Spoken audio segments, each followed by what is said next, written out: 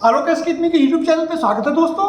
आज की जो हम चर्चा लेकर के आए हैं, जैसा कि आप जानते हैं किसी न किसी करंट बिल पर जो न्यूज़पेपर एनालिसिस बेस्ड है वो आपको लेकर के आता हूं। आज की जो चर्चा है वो है हिंदी भाषा विवाद को लेकर। दोस्तों अगर चैनल आपको पसंद आए लाइक करें, सब्सक्राइब करें, शेयर अवश्य करें। दोस्तों जो हिंदी भाषा विवाद है उसको लेकर के जब हम बात करते हैं तो उसमें आप देखते हैं कि हिंदी जो राष्ट्रभाषा के रूप में उसकी जो अभिव्यक्ति है या राष्ट्रभाषा के रूप में जो उसकी स्वीकारोक्ति है उसको लेके इतना विरोध होता है। ऐसा लगता है कि हिंदी अगर राष्ट्रभाषा के रूप में स्वीकार कर ली जाएगी तो देश टुकड़ों में टूट जाएगा। सॉरी लेकिन आप समझिए 55 करोड़ लोगों द्वारा फुल फ्लैश तरीके से संपूर्ण रूप में बोली जाने वाली भाषा हिंदी है। 130 करोड़ लोगों में से लगभग, कुछ लोगों की बात अगर हम छोड़ दें तो भी कम से कम 100-120 करोड़ लोगों द्वारा, 130 में से 115-20 करोड़ लोगों द्वारा समझे जाने वाली भाषा भारत की हिंदी ही है।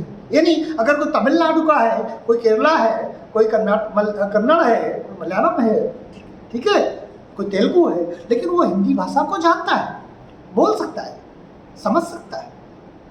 लेकिन गाहे बगाहे राष्ट्रीय आंदोलन के बाद, स्वतंत्रता के बाद से तमिल भाषा को लेके, मलयालम को लेकर के, खासकर तमिलनाडु में तमिल को लेकर के, तमिल अस्मिता और भाषा को लेकर के बड़े सारे खूनी हिंसक संघर्ष भी हुए।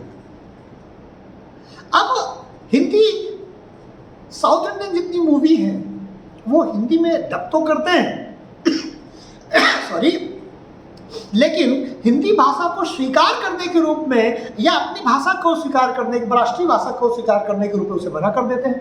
फिर आप हिंदी में डब क्यों करते हैं फिल्मों को? धन कमाने के लिए हिंदी भाषा का उपयोग आप करेंगे, लेकिन उसे मान्यता देने के लिए आप हिंदी भाषा का उपयोग नहीं करेंगे। किसने सुदीप किच्चा से कहा था कि अभी इस विवाद को पैदा कर लेके आओ? किसने हिंदी भाषा को आपके ऊपर जबरदस्ती थोपने की कोशिश की? किसी ने नहीं। फिर भी आपको कोई ना कोई ऐसे बयान देते रहना, फिर कहेंगे हमारे बयान देने का वो मतलब नहीं था। जब भाषा इतनी सेंसिटिव मैटर है, कर्नाटक के मुख्यमंत्री हो और एक्स चीफ मिनिस्टर हो या कोई भी हो, कहते हिंदी राष्ट्रभाषा बनाई जाएगी तो देश टुकड़ों में टूट जाएगा।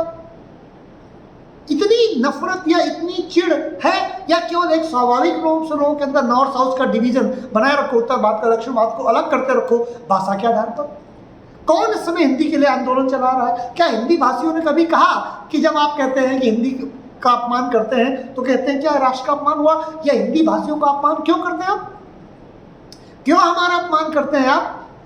हमने तो कभी नहीं कहा ना कि हिंदी राष्ट्रभाषा बने। लेकिन अगर राज्य में वो बोली जा रही है, 55 से 60 करोड़ द्वारा प्रमुख भाषा के रूप में बोली जा रही है, आप उसका रोज कोई न कोई व्यक्ति आए दिन कभी न कभी अपमान करता रहता है, और फिर जब धन कमाना हो, जब लाभ लेना हो, तब आप उसी भाषा का सम्मान और वो सारे करने लगते हैं। ये इस तरह के विवाद करना ठीक नहीं है। ये देश की एकता, अखंडता और संप्रभुता के लिए बड़ी नुकसानदायक है।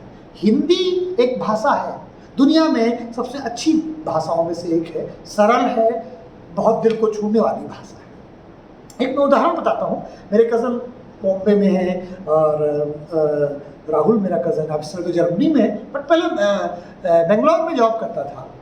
तो वो हिंदी भाषा में आप बहुत ये सारे मित्र ठिठोली करते थे। तो जो केरल या मलयालम के लोग होते थे, तमिलनाडु के लोग होते थे, तो वो कहते थे तुम लोग दिन भर क्यों हंसते रहते हो?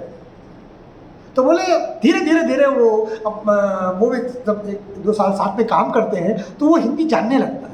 तब उसे लगता है अरे हिंदी में बात करते थे इसीलिए तुम लोग दिन भर हंसते रहते थे, दिन भर मौज लेते रहते थे। हिंदी बहुत कोमल भाषा है। मैं नहीं कह रहा हूँ कि मलयालम, कन्नड़, तमिल ये लैंग्वेज कोई खराब है, बट ये संस्कृत से निकली ओरिजिनल भाषाएं हैं, थोड़ी कठोर है। आप देखिए साउथ इंडिया की जो लैंग्वेज होगी वो काफ़ी कठोर महसूस होगी, बट आप नॉर्थ इंडिया में बोलेंगे जो सामान्य भाषा बहुत मीठी होती है, दिल को छू जाने वाली। तो इतनी मीठी भाषा से इतनी नफरत, इतनी चिढ़ क्यों? और हिंदी ने कभी आंदोलन नहीं चलाया है कि हिंदी को राष्ट्रीय भाषा बना दिया जाए, हिंदी को दक्षिण भारत में बोलने लगा जाए। अब हिंदी का स्वाभाविक विकास हो रहा है सोशल मीडिया को लेकर के, या साउथ की फिल्मों का हिंदी में डब करके पूरा भारतीकरण कर रहे हैं, आप उसका लाभ कमा रहे हैं सोशल मीडिया की वजह से। और नॉर्थ साउथ, उत्तर दक्षिण का जो संवाद है, आवागमन है, वो तेज हुआ है। लोग बाय एयर कनेक्टिविटी बढ़ी है, ट्रेन कनेक्टिविटी बढ़ी है, हाईवेज कनेक्टिविटी बढ़ी है, लोग ट्रैवल करने लगे हैं, सिक्योर महसूस करते हैं, लॉ एंड ऑर्डर अच्छा है, पूरे भारत में भ्रमण है। क्यों? 6वीं 7वीं शताब्दी में जो चार धाम की जो कॉन्सेप्ट लेकर के आए हमारे मैं भूल रहा हूँ का नाम, गुरु जी का, अरे बहुत फेमस नाम है, मुझे सॉरी मुझे नाम रिकॉल नहीं होते, और क्लास को मैं फैक्चुअली मैं लिखता नहीं हूँ, नेचुरली जो मैं बोलता हूँ वही बोलता हूँ। तो मैं जिन्होंने चार धाम की यात्रा की थी, मैं नाम भूल रहा हूँ, चारों धाम को जिन्होंने बनाया था, तो उन्होंने क्यों बनाया था चार धाम? केदारनाथ, बद्रीनाथ, रामेश्वर, बद्रीनाथ है और पुरी है, रामेश्वरम है, तो ठीक है, चारों भारत के चारों कोनों में इसीलिए धार्मिक तीर्थ बनाए गए थे केंद्र, कि पूरे भारत में धार्मिक तीर्थाटन बढ़े, लोग पूरे भारत में भ्रमण करें। वो तो नहीं कह रहे थे ना कि आप जो है नॉर्थ के लोग साउथ में जाए, साउथ के लोग नॉर्थ में जाए, इसीलिए धार्मिक तीर्थाटन भारत में बढ़ाया गया था कि इतनी विविधताओं भरा देश है, अलग बोली, अलग भाषा, ईश्वर तो एक है, हम सब भारतीय हैं, ये हमारा एहसास तो एक है।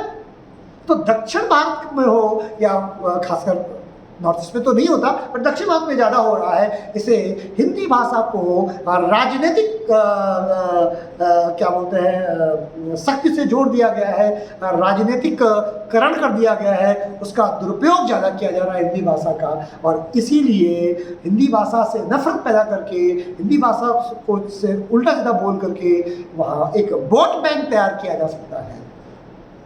तो उस वोट बैंक से को मजबूत करने के लिए इस तरह के बयानबाजियाँ होती रहती है। और ठीक है, सब लोग अपनी अपनी भाषा का उपयोग करें, हिंदी का विकास अगर हो रहा है तो उससे चिढ़ने क्या बात है? हिंदी के विकास को, वो स्वाभाविक विकास हो रहा है। अगर कोई साउथ इंडियन हिंदी सीख रहा है या नॉर्थ इंडियन कन्नड़ सीख रहा है तो क्या दिक्कत है?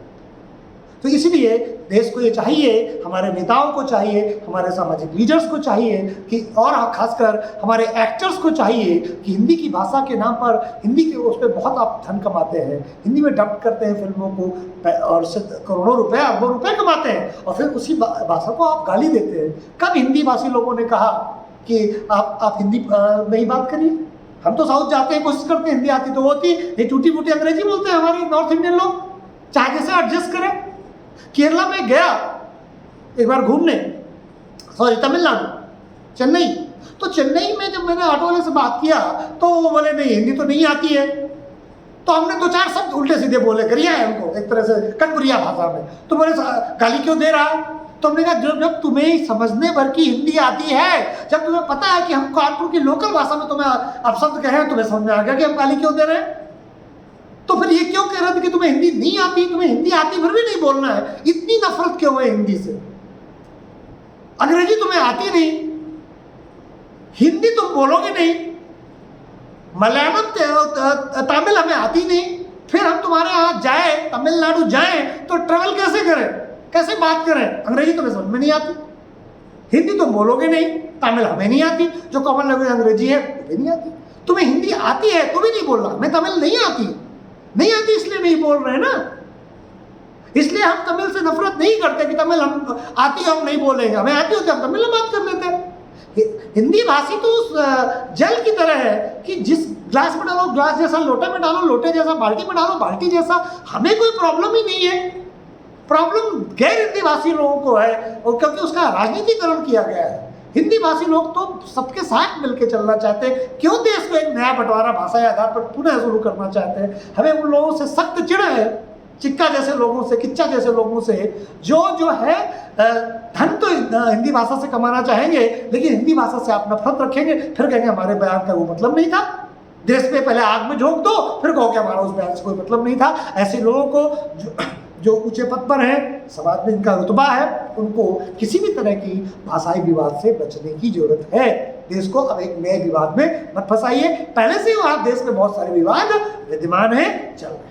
दोस्तों उम्मीद है हिंदी भाषा को लेकर के जो इसमें विवाद चल रहा है उसमें मैंने अपने आप को विचार बताने की कोशिश की है, और उम्मीद है कि मेरे विचार आपको पसंद आए होंगे। अगर ये वीडियो आपने यहाँ तक देख लिया है तो प्लीज़ चैनल को सब्सक्राइब करिए, लाइक करिए, शेयर करिए, कमेंट करिए, और मेरे सामाजिक परिवार को बढ़ाने में मेरी मदद करिए। आज की परिचर्चा को मैं यही समाप्त करता हूँ। नमस्कार, जय हिंद, जय भारत।